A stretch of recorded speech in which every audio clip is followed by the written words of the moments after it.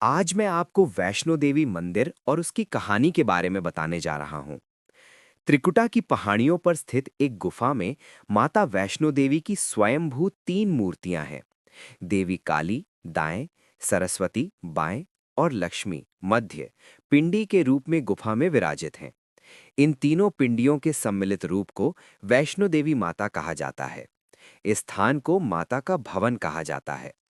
पवित्र गुफा की लंबाई 98 फीट है। इस गुफा में एक बड़ा चबूतरा बना हुआ है। इस चबूतरे पर माता का आसन है, जहां देवी त्रिकुटा अपनी माताओं के साथ विराजमान रहती हैं। भवन वो स्थान है जहां माता ने भैरवनाथ का वध किया था और उसका सिर उड़कर 3 किलोमीटर दूर भैरव घाटी में चला गया और शरीर यहां रह गया। जिस स्थान पर सिर गिरा, आज उस स्थान को भैरवनाथ के मंदिर के नाम से जाना जाता है। कटरा से ही वैष्णो देवी की पैदल चढ़ाई शुरू होती है, जो भवन तक करीब 13 किलोमीटर और भैरव मंदिर तक 14.5 किलोमीटर है। मंदिर के संबंध में कई तरह की कथाएं प्रचलित हैं।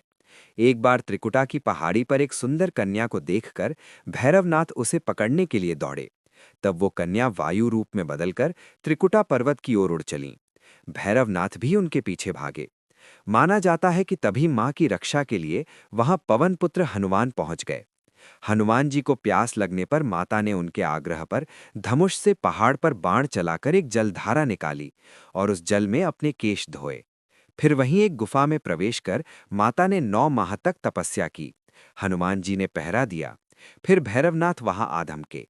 उस दौरान एक साधु ने भैरवनाथ से कहा कि तू जिसे एक कन्या समझ रहा है, वो आदिशक्ति जगदम्बा है, इसलिए उस महाशक्ति का पीछा छोड़ दे। भैरवनाथ ने साधु की बात नहीं मानी।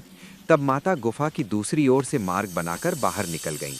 ये गुफा आज भी अर्धकुमारी या आदि कुमारी या गर्भजून के नाम से प्रसिद्ध है। अर्धकुमारी के पहले माता की चरण पादुका भी है। ये वो स्थान है जहां माता ने भागते भागते मुड़कर भैरवनाथ को देखा था।